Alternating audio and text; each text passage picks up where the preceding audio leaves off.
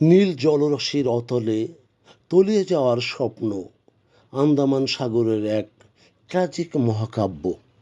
বন্ধুগণ, আন্দামান সাগরের নীল জলরাশি যদি বেদনার কথা মনে করিয়ে দেয়, তার বিশালত্বের অন্তরালে লুকিয়ে থাকা শত শত না বলা হাহাকার রয়েছে। গত 16 এপ্রিল আন্দামান সাগরের উত্তাল তরঙ্গের ঢেউয়ে প্রায় 250 জন রোহিঙ্গা শরণার্থী তাদের নিয়ে একটি জরাজীর্ণ ট্রলার নিমজ্জিত হয়েছে, যারা উন্নত জীবনের আশায় এবং নিজের ভূমে নিগৃহীত থেকে মুক্তি পেতে অথৈ সাগরে ভেসেছিল। তাদের গন্তব্য আজ অন্ধকারের অতলে হারিয়ে গিয়েছে।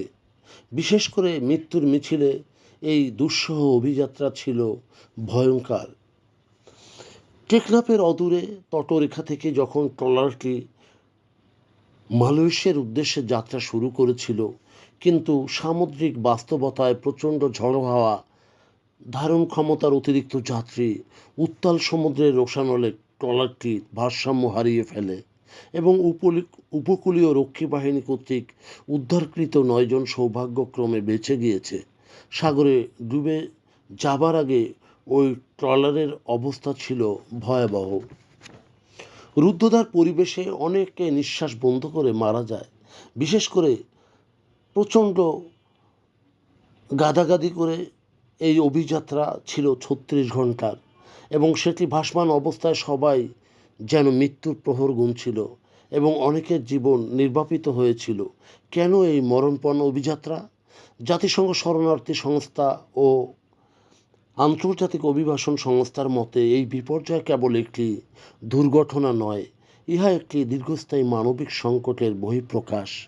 মিয়ানমার জাতিগত নিপীড়ন থেকে, বিশেষ করে সেখানকার রোহিঙ্গারা বিভিন্ন চাপে এবং বিভিন্ন নির্যাতনের প্রায় বন্দিদশা থেকে মুক্তি পেতে এই সকল মানুষ সাগরের এই ভয়ঙ্কর পথ বেছে নেয়, যা দীর্ঘমেয়াদী রাজনৈতিক সংকটের সমাধানের অভাব, এবং এতে করে প্রতি বছর হাজার হাজার মানুষ এই আত্মঘাতী মরণযাত্রায় সামিল হয়। বৈশ্বিক নির্লিপ্ততা, এই ঘৃণ্য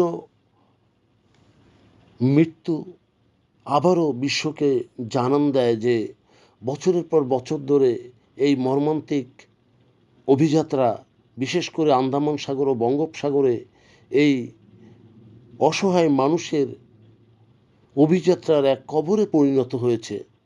একদিকে মায়ানমার কর্তৃক রোহিঙ্গা বিতাড়ন, অন্যদিকে উন্নত জীবন জীবিকার সন্ধানে মালয়েশিয়া গমনের আকাঙ্ক্ষা এই মরণযাত্রাকে ত্বরান্বিত করে। আর এটি প্রয়োজনে জরুরি পদক্ষেপ নেওয়া প্রয়োজন, এবং মিয়ানমার রাজনৈতিক বা গৃহযুদ্ধকালীন যে সংকট, সে সংকট থেকে রেহাই পেতে এবং মানবেতর জীবন থেকে রক্ষা পেতে রোহিঙ্গাদের পুনর্বাসন আশু প্রয়োজন। প্রিয় বন্ধুগণ, যদি আমাদের এই তথ্য গল্প আপনার ভালো লাগে তাহলে লাইক এবং শেয়ার দিন, এবং আজ আমাদের সঙ্গে থাকার জন্যে ধন্যবাদ। আমাদের ফলো দিন এবং সাবস্ক্রাইব করুন।